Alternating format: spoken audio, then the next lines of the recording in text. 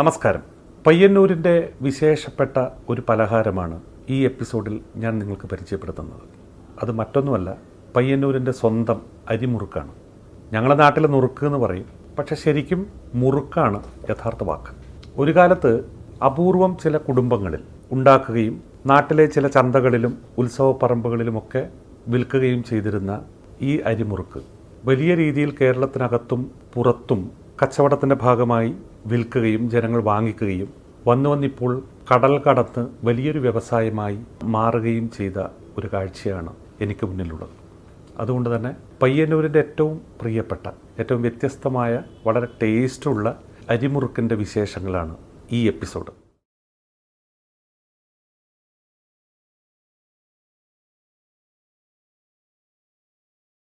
നല്ല കുറുകിയ പച്ചരി, അതുപോലെ തന്നെ ഉഴുന്ന് പരിപ്പ്, ഇതെല്ലാം നന്നായി പൊടിച്ച് കുഴച്ചെടുക്കുക.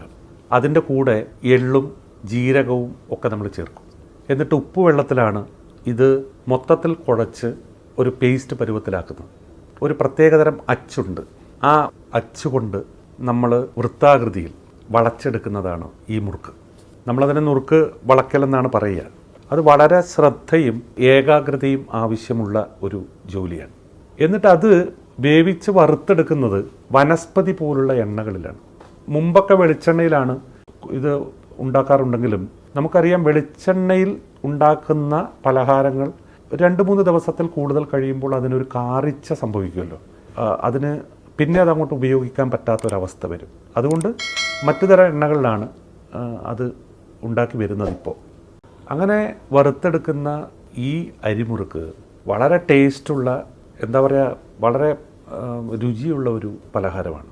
പണ്ട് കാലത്ത് നമ്മുടെ നാട്ടിൽ പയ്യന്നൂരിൽ നെയ്ത്ത് അല്ലെങ്കിൽ കൈത്തറിയൊക്കെ വലിയൊരു അത്യാവശ്യം തരക്കേടില്ലാതെ മുമ്പോട്ട് പോകുന്ന ഒരു കുലത്തൊഴിലുകളായിരുന്നു. പക്ഷെ വന്ന് അതെല്ലാം ഇങ്ങനെ ശോഷിച്ച് വരുന്ന ഒരു സമയത്താണ് ഏതാനും കുടുംബങ്ങളിൽ ഉണ്ടാക്കിക്കൊണ്ടിരിക്കുന്ന ഈ ഒരു അരിമുറുക്ക് അതിന് ഒരു കുടിൽ വ്യവസായത്തിൻ്റെ മാറ്റം സംഭവിക്കുന്നത്. ഒരുപാട് പേര് ഈ തൊഴിലിലേക്ക് ഇറങ്ങുകയാണ് ചെയ്തത്. നമ്മുടെ നാട്ടിലെ തന്നെ ഉത്സവപ്പറമ്പുകളിലോ അതല്ലെങ്കിൽ ചന്തകളിലോ വിറ്റുകൊണ്ടിരുന്ന ഒരു സംഗതി ക്രമേണ വിപുലീകരിക്കപ്പെടുകയാണ്. ഒപ്പം നമ്മുടെ സാമ്പത്തിക പശ്ചാത്തലങ്ങളിൽ വന്ന ഒരു മാറ്റം, പൊതുവെ വ്യാവസായിക രംഗത്ത് വന്ന മാറ്റം, പ്ലാസ്റ്റിക്കുകളുടെയൊക്കെ ഒരു കടന്നുവരവിൻ്റെ ഒരു കാലം. ആ സമയത്ത് ഇതിന് പുതിയ പാക്കിംഗ് സംവിധാനങ്ങൾ വന്നു. വള്ളിച്ചരട് കൊണ്ട് കെട്ടിയിട്ടാണ് ഈ അരിമുറുക്ക് എന്ന് എഴുതി വെച്ചിട്ടൊക്കെയാണ് മുറുക്ക് വിറ്റിരുന്നതെങ്കിൽ പിന്നീട് അത് പാക്കിങ്ങുകളായി.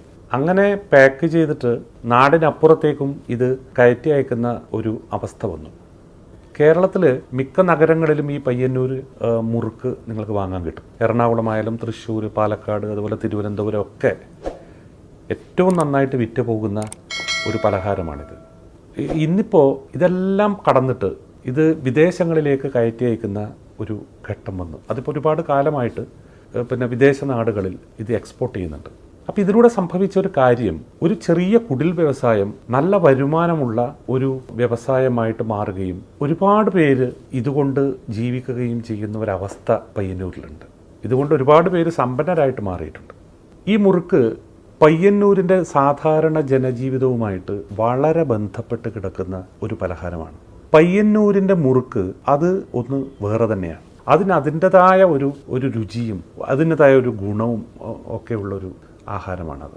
ഇന്നിപ്പോൾ പയ്യന്നൂരിൽ ഒരുപാട് പേര് ഈ ഒരു തൊഴിൽ കൊണ്ട് ജീവിക്കുന്നവരാണ്, അല്ലെങ്കിൽ ഈ ഒരു ബിസിനസ് ചെയ്ത് ജീവിക്കുന്നവരാണ് എന്ന് പറയാൻ കഴിയും. നമ്മുടെ ഒരു സാമൂഹ്യ അന്തരീക്ഷം മാറിയപ്പോൾ പ്ലാസ്റ്റിക് പാക്കറ്റിങ്ങുകൾ വന്നു, അതുപോലെ തന്നെ മില്ലുകൾ വന്നു, അരിയും അതുപോലെ എന്തായാലും നമുക്ക് പൊടിച്ചെടുക്കാനുള്ള ഒരു സംവിധാനങ്ങൾ വന്നു. അപ്പോൾ ഇന്ന് പയ്യന്നൂരിൽ ഇപ്പോൾ എൻ്റെ വീടിൻ്റെ തന്നെ പരിസരത്ത് ഞാൻ കാണുന്നത് വീടുകളോട് ചേർന്നിട്ട് തന്നെ ചെറിയ മില്ലുകളും ആ മില്ലുകളിൽ പൊടിച്ചെടുക്കുന്ന ഈ സാധനങ്ങളും ഒക്കെ വെച്ചുകൊണ്ട് ഉണ്ടാക്കുന്ന ഇത്തരം മുറുക്ക് കമ്പനികളാണ്. വന്ന് കേരളത്തിന് പുറത്തുണ്ട്. ഇപ്പോൾ കടൽ കടന്ന് ദുബായിലും അമേരിക്കയിലും എല്ലാം നമുക്ക് വിദേശ നാടുകളിൽ ഈ അരിമുറുക്ക് ലഭ്യമാണ്. അങ്ങനെ ഈ മുറുക്ക് എക്സ്പോർട്ട് ചെയ്യുന്ന ഒരു ബിസിനസ്സായിട്ട് ഇത് പയ്യന്നൂരിൽ വളർന്ന് വികസിച്ചിരിക്കുന്നു എന്നാണ്. അതൊരു ചെറിയ കാര്യമല്ല. ഒരു കുടിൽ വ്യവസായം അത് പടർന്ന് പന്തലിച്ച് ഒരുപാട് പേർക്ക് ജീവിതം നൽകുകയും ഒരുപാട് പേർക്ക് സാമ്പത്തികമായ സുരക്ഷ നൽകുകയും ഒക്കെ ചെയ്യുന്ന ഒരവസ്ഥ.